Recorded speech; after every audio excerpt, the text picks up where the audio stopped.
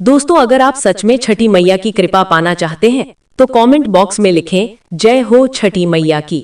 छठी मैया का आशीर्वाद आपके परिवार पर सदैव बना रही। दोस्तों, छठी मैया के लिए एक लाइक तो बनता है। साथियों, छठ पूजा में छठी मैया को ये 3 चीजें कभी मत चढ़ाना। भूल कर भी ऐसी छठ पूजा कभी मत करना, घोर पाप लगता है और व्रत टूट जाता है। और साथ ही आपके इस गलती से छठी मैया क्रोधित हो जाती हैं। तो दोस्तों, आगे बढ़ने से पहले हमारे चैनल को जरूर सब्सक्राइब करें और वीडियो को भी लाइक कर दें। दोस्तों, हिंदू पंचांग के अनुसार छठ पूजा हर वर्ष कार्तिक मास के शुक्ल पक्ष की षष्ठी यानी छठी तिथि पर मनाया जाता है। यह हमेशा दीपावली के 6 दिन बाद पड़ता है, जो नहाए खाए की परंपरा से प्रारंभ होता है। ये व्रत करने वाले व्रतधारी 36 घंटे तक निर्जला व्रत रखते हैं, जिसके बाद छठी मैया की आराधना और सूर्य देव को अर्घ्य देने के बाद इस व्रत का समापन किया जाता है। दोस्तों, सबसे पहले हम ये जानते हैं कि ऐसी कौन सी महिलाएं हैं जिन्हें छठ पूजा नहीं करनी चाहिए। लगता है घोर पाप और व्रत टूट जाता है, छठ मैया क्रोधित हो जाती हैं। और ध्यान रहे दोस्तों, छठ पूजा का व्रत ऐसी महिलाएं गलती से भी ना रखें, अन्यथा आपकी संतान की मृत्यु हो सकती है, पति पर भी भारी संकट आ सकती हैं, उल्टा आप पाप के भागीदार बन सकते हैं। ऐसी महिलाएं छठ पूजा से दूर रहें। दोस्तों, कार्तिक मास की षष्ठी को छठ मनाई जाती है। छठे दिन को पूजी जाने वाली माता को बिहार में आसान भाषा में छठी मैया कहकर पुकारते हैं। मान्यता है कि छठ पूजा के दौरान पूजे जाने वाली ये माता सूर्य भगवान की बहन है, इसीलिए लोग सूर्य को अर्घ्य देकर छठ मैया को प्रसन्न करते हैं। वहीं पुराणों में मां दुर्गा के छठे रूप कात्यायनी देवी को भी छठ माता का ही रूप माना जाता है।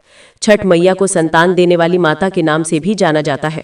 मान्यता है कि यह पर्व संतान के लिए मनाया जाता है, खासकर वह जोड़ी जिन्हें संतान की प्राप्ति नहीं हुई है तो वह छठ का व्रत रखती हैं।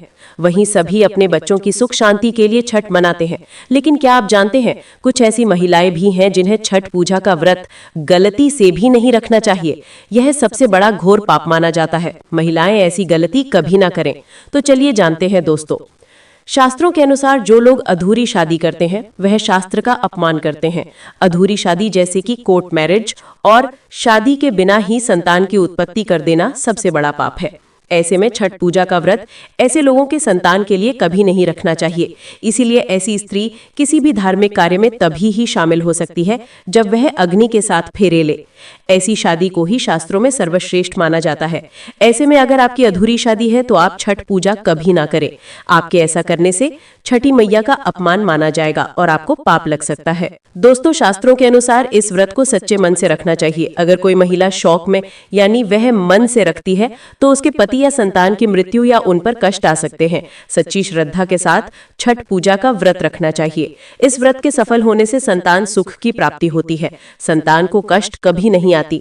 छठी मैया करती है रक्षा, घर परिवार होता है खुशहाल। दोस्तों, छठ पूजा करने से सैकड़ों लोगों के फल की प्राप्ति होती है, परिवार में सुख समृद्धि धन की प्राप्ति होती है। छठी मैया की पूजा से सभी मनोकामनाएं पूरी होती हैं।